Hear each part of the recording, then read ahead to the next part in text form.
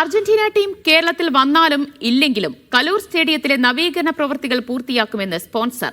എന്തടിസ്ഥാനത്തിലാണ് കരാർ നൽകിയതെന്ന് വ്യക്തമാക്കണമെന്ന ആവശ്യവുമായി പ്രതിഷേധം ശക്തമാക്കാനൊരുങ്ങുകയാണ് UDF. കരാറിന്റെ പകർപ്പടക്കം ആവശ്യപ്പെട്ട ഹൈബി ഈഡൻ MP GCDA ചെയർമാന് കത്തയച്ചു. എന്നാൽ വിഷയത്തിൽ ഔദ്യോഗിക പ്രതികരണത്തിന് GCDA തയ്യാറായിട്ടില്ല.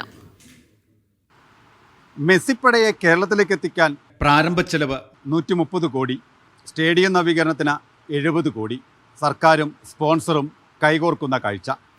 പക്ഷേ കാര്യങ്ങൾ കീഴ്മേൽ മറിഞ്ഞു. നവംബറിൽ മെസ്സിയും ടീമും കേരളത്തിലെത്തില്ല, കൊച്ചിയിൽ കളിക്കുകയുമില്ല. മാർച്ചിൽ കളി നടക്കുമെന്നാണ് സംഘാടകരുടെ അവകാശവാദം. എന്നാൽ ഇക്കാര്യത്തിൽ വ്യക്തതയുമില്ല. അപ്പോഴും ചില ചോദ്യങ്ങൾ ബാക്കിയാണ്. ഈ സ്റ്റേഡിയത്തിൽ നടക്കുന്ന എല്ലാ സ്പോർട്ടിംഗ് ഇവൻറ്റ്സും നോൺ സ്പോർട്ടിംഗ് ഇവൻറ്റ്സിനും എല്ലാം പണം ലഭിക്കുന്നത് GCDAക്കാണ്. ഇതിൻ്റെ മെയിൻ്റനൻസ് നടത്തുന്നത് അവരാണ്. ഇതിൽ ബ്ലാക്ക് ആൻഡ് വൈറ്റ് എന്ന് പറയുന്നത് ഈ പേപ്പർ കാണുമ്പോൾ മനസ്സിലാവും. Who is responsible for what.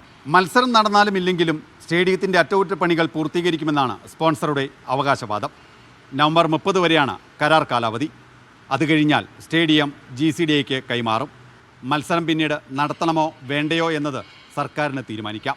തനിക്കതിൽ അവകാശമൊന്നുമില്ല എന്നും സ്പോൺസർ പറയുന്നു. ഞാൻ ഈ വർക്ക് തീർത്തിട്ട് സർക്കാരിന് ഹാൻഡ് ഓവർ ചെയ്യും. സർക്കാരിന് സൗകര്യം ഉണ്ടെങ്കിൽ തന്നാൽ മതി. സർക്കാർ പറയും ഇനി അർജന്റീനെ കൊണ്ടുവരണ്ട, മെസ്സിനെ കൊണ്ടുവരണ്ട, കളി നടത്തണ്ടെന്ന് പറഞ്ഞാൽ ഞാൻ നിർത്തി അവസാനിച്ചോടെ. മരങ്ങൾ മുറിച്ചു നീക്കിയും മതിൽ കെട്ടിയും വിശാലമായ പാർക്കിംഗ് ഗ്രൗണ്ട് ഒരുക്കിയുമാണ് ഈ പ്രവർത്തനങ്ങളെല്ലാം പുരോഗമിക്കുന്നത്. നടന്നാൽ നല്ലത്. കൊച്ചിയിൽ നിന്ന് രാഹുൽ ബിജുവിനൊപ്പം സിജോ വർഗീസ്, മീഡിയ 1.